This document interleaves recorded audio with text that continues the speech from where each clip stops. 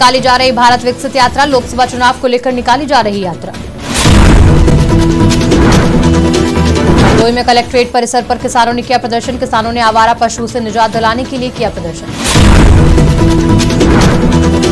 लखनऊ में धरने पर बैठे स्मारक संरक्षक समिति के चतुर्थ श्रेणी के कर्मचारी, कई मांगों को लेकर धरने पर बैठे कर्मचारी। हरदोई में सपा नेता ब्रजेश वर्मा टिल्लू की हिस्ट्री शीटर खुली, गलत सूचनाएं देकर पिस्टल का लाइसेंस लेने का आरोप। अयोध्या में राम मंदिर ट्रस्ट के महासचिव चंपत राय ने की प्रेस वार्ता, प्राण प्रतिष्ठा कार्यक्रम को लेकर साझा की जानकारी। नमस्कार, स्वागत है आपका आज की खबर में। मैं हूं आपके साथ रागिनी सिंह राठौर। रुक करते हैं उत्तर प्रदेश की बड़ी खबरों का। आगामी लोकसभा चुनाव को लेकर भाजपा द्वारा भारत विकसित यात्रा निकाली जा रही है। इस यात्रा को लेकर बिजनौर में आज यूपी भाजपा उपाध्यक्ष सरकारी योजनाओं को गिनाने के लिए शहबाजपुर गांव पहुंचे। इस कार्यक्रम के तहत भाजपा के उपाध्यक्ष ने जनता को संबोधित करते हुए कहा कि कांग्रेस की सरकार में जहां जनता त्रस्त थी, तो वहीं पिछली सरकारों द्वारा न तो कोई विकास कराया गया, उल्टा जनता को लूटने का काम किया गया। देश में काम 60-70 वर्षों तक नहीं हुए। कांग्रेस ने दशकों तक सरकार चलाई, लेकिन एक आम जनमानस तक विकास नहीं पहुंच पाया, लाभ नहीं पहुंच पाया। माननीय प्रधानमंत्री जी आदरणीय नरेंद्र मोदी जी के नेतृत्व में विकसित भारत संकल्प यात्रा इस बात का प्रतीक है कि आज देश में जो 70 वर्षों तक विकास को रोका गया वो आम जनमानस तक पहुंचा है। देश आज विकसित राष्ट्र बनने की ओर अग्रसर हुआ है और माननीय प्रधानमंत्री जी की कल्पना कि कैसे निर्भर भारत को एक आत्मनिर्भर भारत बनाना है, 2047 तक कैसे विकसित राष्ट्र बनाना है, उसको लेकर के ये यात्रा चल रही है। और आज आम जनमानस ने माननीय प्रधानमंत्री जी का बहुत बहुत धन्यवाद व्यक्त किया है कि उनके नेतृत्व में आज विकास का लाभ आम जनमानस तक पहुंचा। हरदोई में किसान आवारा पशुओं से काफी परेशान नजर आ रहे हैं। आवारा पशुओं से तंग आकर सैकड़ों किसान कलेक्ट्रेट परिसर पहुंचे। किसानों ने आवारा पशुओं से निजात दिलाने के लिए प्रदर्शन किया, जिसके बाद डीएम एमपी सिंह खुद किसानों से मिलने पहुंचे। किसानों ने डीएम को बताया कि रातों रात भर पशुओं से फसलों को बचाने के लिए उन्हें खेतों में रहना पड़ता है। वहीं डीएम ने किसानों की समस्या को निजात दिलाने का भरोसा दिलाया। समस्या हमारी है, हम ग्राम भदौना से आए हुए हैं। थाना मेरा बेटे गोकुल है, तहसील शाहबाद है। और आवारा पशुओं से मैं बहुत परेशान हूँ। खेत में रात भर लेटता हूँ, 4 जगह हमारा खेत है, तो 4 जगह कैसे लेटूँ? तार बांध हमारा कुछ रहता नहीं है, कहीं तो चोर उठा ले जाते हैं, तो कहीं जलाने के लिए खूंटा तोड़ ले जाते हैं और जानवर सब खेत खाए जा रहे हैं और हमारे लिए कोई सुविधा नहीं हो पा रही है। गौशाला हमारे गांव में प्रधान ने जगह कुछ थोड़ी थी, उसके लिए नपवाई, लेकिन वो भी गौशाला नहीं बन पाया। उसके बाद में ब्लॉक पर एक बार सूचना दी गई, उसमें कुछ डॉक्टर लोग आए, उन्होंने उन्हें भदौनी में हमारे यहाँ गौशाला है उसमें बंद करवाया, लेकिन भदौनी वालों ने उसे तुरंत छुड़वा दिया वहाँ से। लखनऊ विकास प्राधिकरण के स्मारक संरक्षक समिति के चतुर्थ श्रेणी के कर्मचारी अपनी मांगों को लेकर अनिश्चितकालीन धरने पर बैठे हैं। स्मारक संरक्षक समिति के कर्मचारी अपने वेतन और अन्य मांगों को लेकर लखनऊ विकास प्राधिकरण के गेट नंबर 2 पर प्रदर्शन कर रहे हैं। इस दौरान कर्मचारियों ने पुनरीक्षित वेतनमान, मृतक आश्रित कोटा स्थायीकरण, पदोन्नति, सीपीएफ खाता, मेडिकल लीव, दिवाली बोनस समेत कई मांगों को लेकर स्मारक समिति लखनऊ के अध्यक्ष से गुहार लगाए। साथ ही कहा कि जब तक हमारी मांगे पूरी नहीं होंगी, हम सभी लोग अनिश्चितकालीन धरने पर बैठे रहेंगे। गलत सूचनाएं देकर सशस्त्र लाइसेंस जारी कराने वालों पर अब यूपी पुलिस का शिकंजा कसना शुरू हो गया है। इसी क्रम में हरदोई जिले के एक बड़े सपा नेता पर यूपी पुलिस ने कार्रवाई की और उनके खिलाफ हिस्ट्री शीट को खोल दिया गया। हरदोई पुलिस ने हिस्ट्री शीट खोलने की ये कार्रवाई सपा नेता ब्रजेश वर्मा टिल्लू पर की। बता दें कि सपा नेता पर आरोप है कि उन्होंने 2016 और 2019 के बीच नागालैंड से राइफल और पिस्टल का सशस्त्र लाइसेंस गलत सूचनाएं देकर हासिल किया।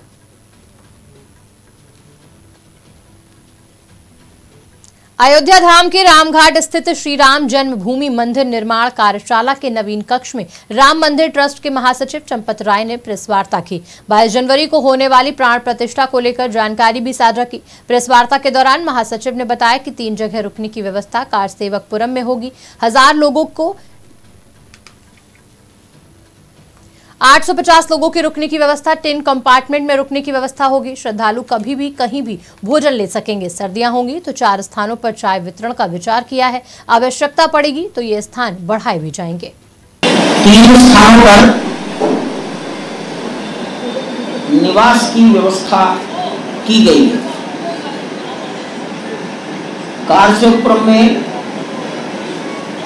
3 के एयर टाइट कंपार्टमेंट बनाए गए हैं। 1000 व्यक्तियों को बहुत ही अच्छा सुंदर आवास हम दे सकेंगे। डॉर्मेट्री है, तखत लगे हैं, गद्दे, चादर, कंबल, तकिए हैं, एयर टाइट है।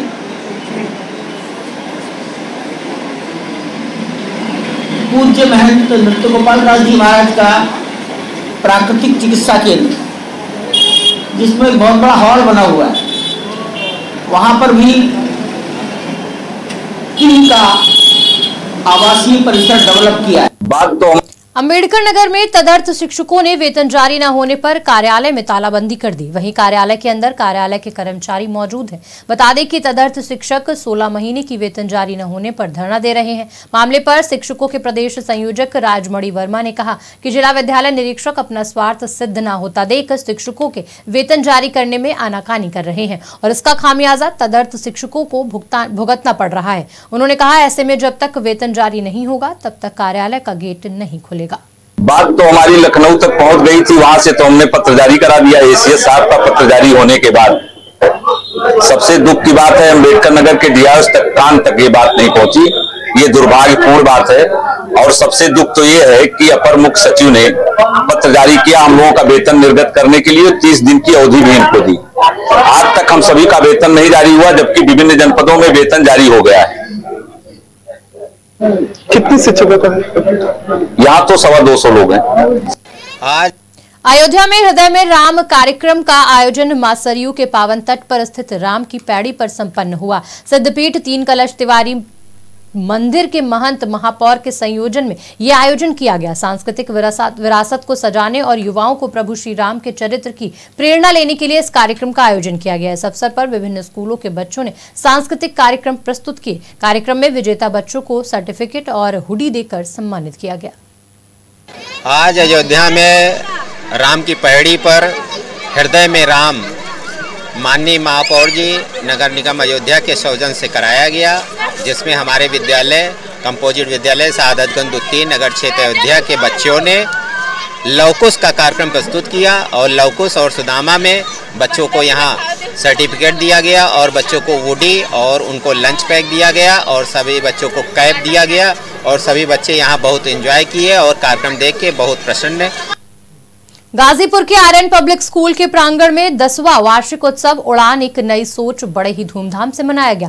कार्यक्रम में मुख्य अतिथि के रूप में सदर सीओ सिटी शामिल हुए। मुख्य अतिथि ने मां सरस्वती की प्रतिमा पर माल्यार्पण कर दीप प्रज्वलित कर कार्यक्रम का शुभारंभ किया। वहीं बच्चों ने स्वागत गणपति नृत्य कर कार्यक्रम का शुभारंभ किया। कार्यक्रम में कई प्रकार के सांस्कृतिक कार्यक्रम का प्रदर्शन कर बच्चों ने ग्रुप डांस की प्रस्तुति भी की, जिसके बाद बच्चों को मोमेंटो देकर पुरस्कृत किया गया। लखनऊ में मदरसा आधुनिकीकरण शिक्षकों ने इको गार्डन में प्रदर्शन किया। उन्होंने 6 सालों के बकाया वेतन भुगतान को लेकर अनिश्चितकालीन प्रदर्शन शुरू किया। शिक्षकों ने कहा, ये कैसी विडंबना है कि जहां एक तरफ प्रधानमंत्री नरेंद्र मोदी सबका साथ सबका विकास को लेकर चल रहे हैं, तो वहीं उनके ही अल्पसंख्यक कल्याण मंत्री स्मृति ईरानी ने मदरसों में शिक्षा देने वाले मदरसा आधुनिकीकरण शिक्षकों को पिछले 6 सालों से ज्यादा समय से वेतन नहीं दिया है। और लगातार मदरसा टीचर के लोग उनसे विगत कितनी बार गुहार कर चुके हैं, लेकिन उन्होंने कह दिया है कि हम सरकार के रिमोट के मंत्री हैं, हमारे बस का कुछ नहीं। और ये प्रदेश सरकार योगी जी से निवेदन करना चाहते हैं, इस देश के प्रधानमंत्री माननीय मोदी से निवेदन करना चाहते हैं कि मोदी जी ने मदरसों के बच्चों को वादा किया था, उनका बयान भी होगा 2014 में, भाजपा की सरकार बनती है तो एक हाथ में कुरान और एक हाथ में लैपटॉप देंगे। और आज दुर्भाग्यपूर्ण है कि सरकार में हमें भीख मांगने की कोतरा दिया जा चुका है। लखनऊ में दुग्ध एवं पशुधन मंत्री धर्मपाल सिंह ने पशुधन विभाग में सीमन केंद्र का अनावरण किया। वहीं उत्तर प्रदेश सरकार लगातार निराश्रित गौवंश और पशुओं से संबंधित काम करने वाले किसानों के लिए उत्थान के लिए भी काम करती नजर आ रही है। मंत्री धर्मपाल ने पशुधन विभाग में अधिकारियों के साथ बैठक की। इसके साथ ही उत्तर प्रदेश के गौवंशों के स्वास्थ्य, प्रजनन आदि की गुणवत्ता को लेकर भी किए जा रहे कामों को साझा किया।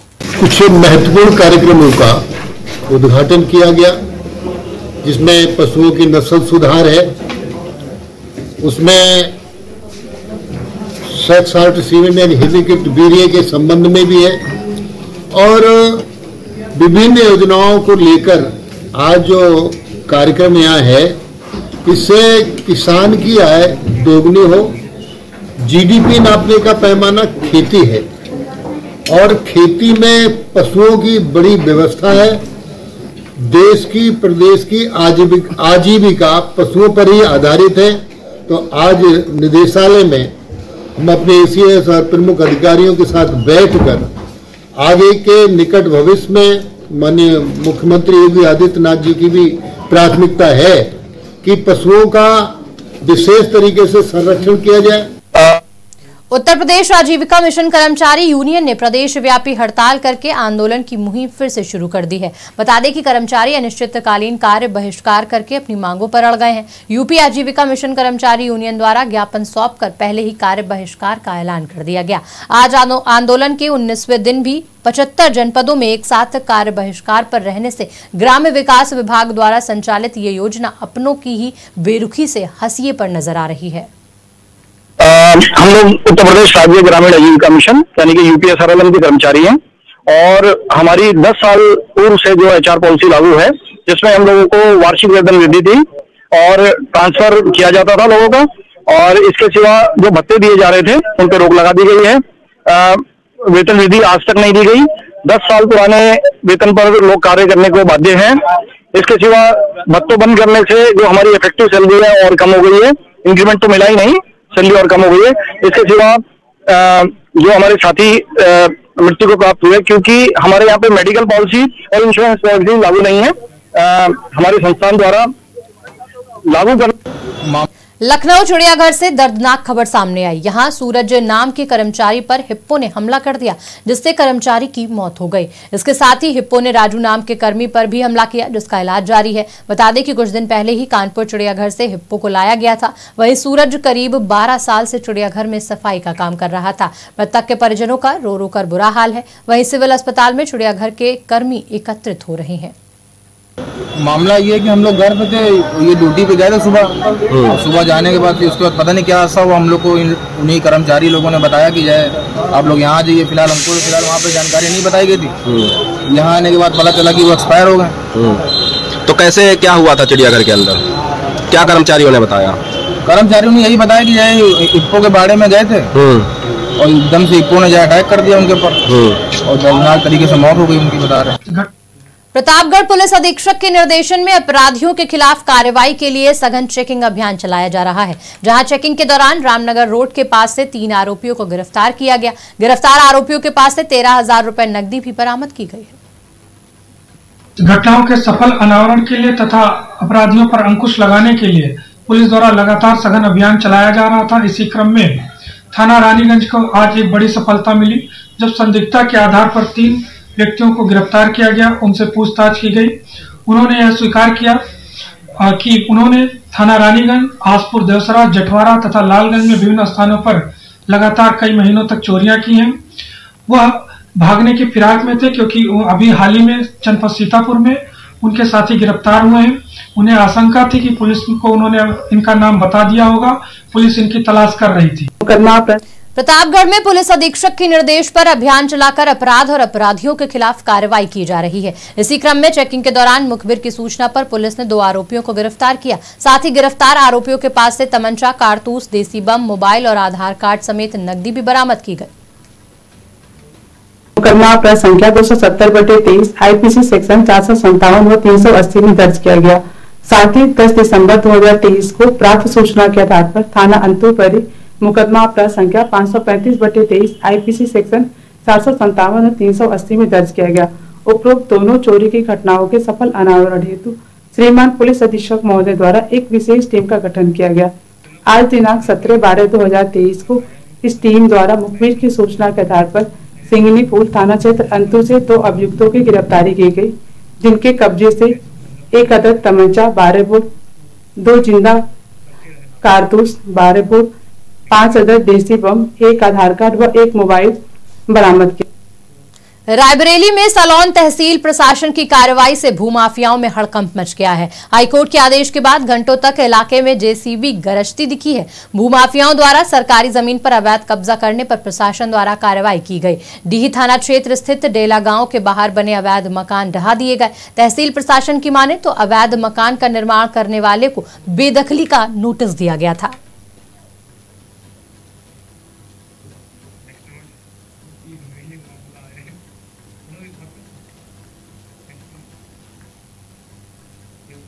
रायबरेली में गन्ने के खेत में भीषण आग लग गई। आग लगने की वजह से लगभग 1.5 बीघा गन्ने की फसल जलकर राख हो गई। बता दें कि खेत के ऊपर बिजली के लाइन गई हुई थी। बिजली विभाग की लापरवाही की वजह से तारों में स्पार्किंग हुई और उस स्पार्किंग की वजह से गन्ने के खेत में आग लग गई। आग लगने की वजह से गन्ना जलकर राख हो गया। वहीं किसान ने बताया कि आग लगने के चलते उसका लाखों रुपए का नुकसान हुआ।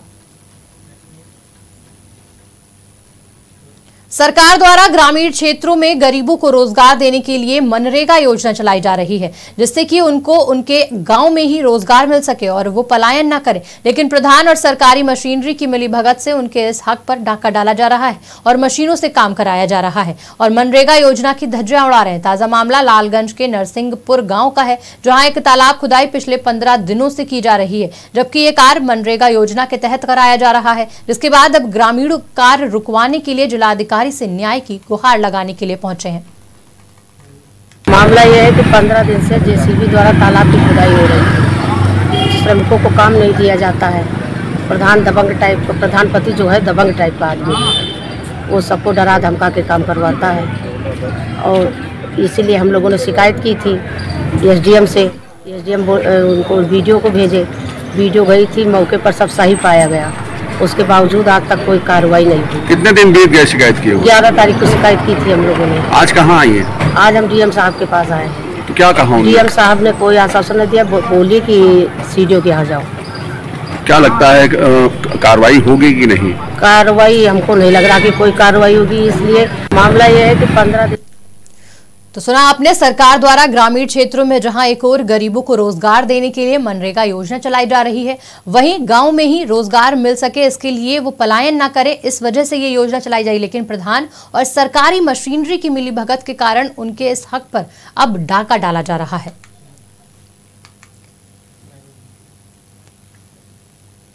मनरेगा योजना की धज्जियां भी उड़ाई जा रही है और मशीनों से काम कराया जा रहा है। ये मामला लालगंज के नरसिंहपुर गांव का है, जहां तालाब की खुदाई पिछले 15 दिनों से जेसीबी मशीन से की जा रही है, जिसके लिए अब सभी जो मनरेगा कर्मी हैं वो डीएम ऑफिस पहुंचे हैं अपनी मांग को लेकर।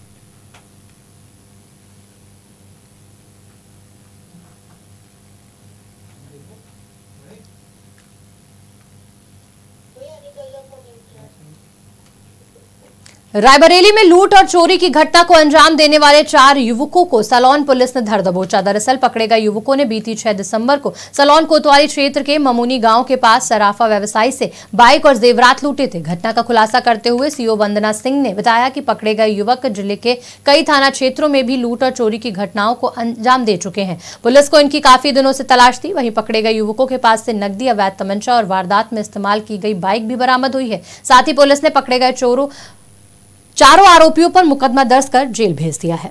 पर तत्काल पुलिस और मौके पर पहुंची थी, अभियोग दर्ज किया गया था।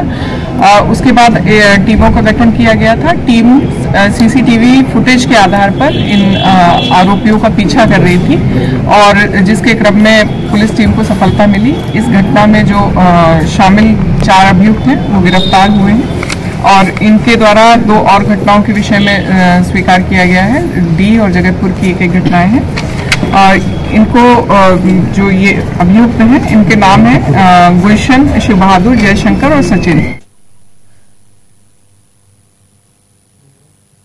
तो चारों आरोपियों को जेल भेज दिया गया है। रायबरेली में लूट और चोरी की घटना जिस तरीके से चरम पर थी, वहीं अब पुलिस ने बड़ा एक्शन लेते हुए सभी चोरों को धर दबोचा है और पकड़े गए युवकों ने बीती 6 दिसंबर को सलोन कोतवाली क्षेत्र के ममूनी गांव के पास एक सराफा व्यवसायी को अपना निशाना बनाया था और वहां से बाइक और जेवरात लूटे थे, जिसके बाद पुलिस एक्शन में आई और पुलिस ने इन चारों आरोपियों को गिरफ्तार कर लिया है।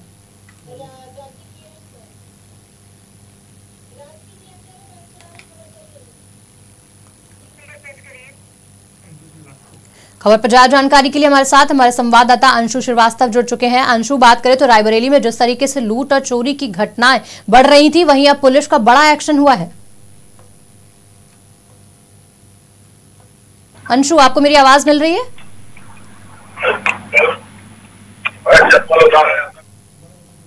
अंशु, आपको मेरी आवाज मिल रही है? जी मैम, थोड़ा बिल्कुल। बात करें रायबरेली में लूट और चोरी की घटनाएं दिन ब दिन बढ़ती जा रही है, वहीं अब पुलिस का बड़ा एक्शन हुआ है, क्या कुछ अपडेट सामने आ रहा है? तो अंशु से दोबारा जुड़ने की कोशिश करेंगे। रायबरेली में जिस तरीके से लूट और चोरी की घटनाओं को अंजाम दिया जा रहा है, युवकों को अब पुलिस ने गिरफ्तार कर लिया है। 4 युवक गिरफ्तार हुए हैं। 4 आरोपियों को पुलिस ने गिरफ्तार कर फिलहाल जेल भेज दिया है। रायबरेली में बिजली विभाग की बड़ी लापरवाही सामने आई, जहां जिलाधिकारी आवास के अंदर जा रही विद्युत लाइन का तार टूटकर जमीन पर गिर गया। वहीं लगभग 5 से 6 घंटे के बाद भी विभाग की तरफ से बिजली की सप्लाई नहीं काटी गई, जबकि रायबरेली का व्यस्ततम एरिया बस स्टॉप चौराहा है, जहां से लगातार सवारियों का और रोडवेज की बसों का आवागमन निरंतर चलता है। सहारनपुर में पिछले काफी समय से चोरी की घटनाएं सामने आ रही थी, जिस पर पुलिस ने कार्रवाई करते हुए चोरों को गिरफ्तार कर लिया है। पूरा मामला थाना नकूड़ क्षेत्र का है, जहां पुलिस ने पूरी प्लानिंग के साथ 5 शातिर चोरों को गिरफ्तार किया। चोरों में सलमान, हारून, करीम, आजाद और नाहिद नाम के युवक शामिल है। सभी आरोपी गिरोह बनाकर काम करते थे और लोगों के घर रेकी कर चोरी करते थे। चोरों के पास से करीब 10 तोला सोना के आभूषण और 1,30,000 रुपए नगद बरामद हुए हैं। साथ ही 3 जिंदा कारतूस समेत कई हथियार भी युवकों के पास से बरामद हुए हैं। गिरफ्तार किया गया है।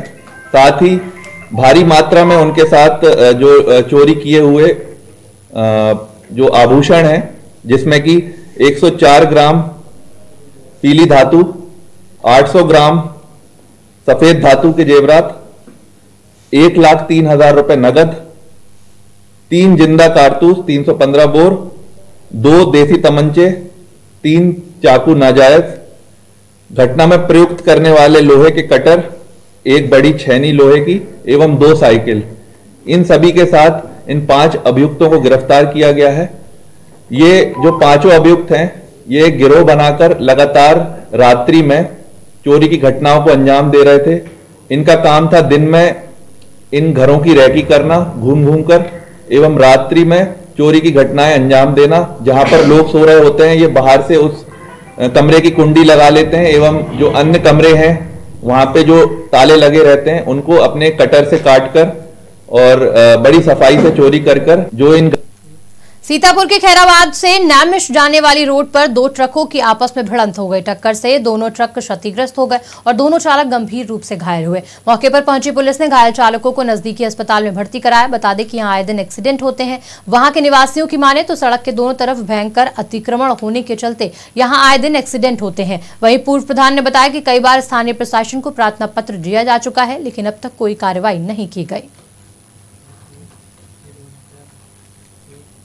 उन्नाव में अधिकारियों की लापरवाही के चलते जेल में एड्स रोगी पाए गए, जिनको लेकर जेल में हड़कंप मच गया। उन्हें अन्य कैदियों के तरीके सामान्य रूप से उन्हें बैरकों में रखा गया, जिसके चलते अन्य कैदियों में एक डर सा बना हुआ है। वह ये मामला तब सामने आया जब यूपी सेक्स कंट्रोल सोसाइटी के निर्देश पर 4 से लेकर 9 दिसंबर के बीच में कैंप लगाया गया, जिसमें 5 बीमारियों की जांच का निर्देश था। जहां कुल 1338 बंदियों की जांच हुई, जिसमें 2 HIV के मरीज और पुराने 8 मरीज मिलाकर कुल 10 एड्स रोगी पाए गए। वहीं 9 हेपेटाइटिस के मरीज और 3 सिफिलिस के मरीज और 2 टीबी के मरीज पाए गए। हालांकि सीएमओ के मुताबिक जुलाई में जो टेस्टिंग हुई थी उसमें 8 एड्स रोगी मिले थे। इन सभी का उपचार शुरू हो गया है। यूपी सेक्स जो Uttar Pradesh AIDS control society है, उसके निर्देश पर दिनांक 4 से लेकर के और 9 दिसंबर के बीच में कैंप लगाया गया था। इसमें जो है 5 बीमारियों की जांच का था निर्देश ऊपर से, तो कुल 1338 बंदियों की जांच हम लोगों ने करी है, जिनमें से 2 HIV के मरीज, 9 हेपेटाइटिस के मरीज, जिसमें 4 हेपेटाइटिस बी है, 5 हेपेटाइटिस सी के पेशेंट हैं, 3 सिफिलिस के मरीज और 2 टीबी के मरीज जो है इसमें निकले हैं। टीबी के मरीजों का और ART वालों का रजिस्ट्रेशन करके तुरंत शुरू कर दिया गया है इलाज। सिफिलिस वालों को भी दवा दे दी गई है। हेपेटाइटिस बी की लिस्ट बन करके नोडल सेंटर में गई है GSPL। जैसे दवाइयाँ आएंगी तत्काल उनका इलाज शुरू कर दिया। जो HIV के 2 मरीज पाए गए हैं उनका किस तरीके से इलाज किया जा रहा है? उन लोगों का पंजीकरण हमारे यहाँ ART सेंटर जिला चिकित्सालय में किया जाता है। फिलहाल बुलेटिन में इतना ही। देश दुनिया की तमाम खबरों के लिए देखते रहिए आज की खबर।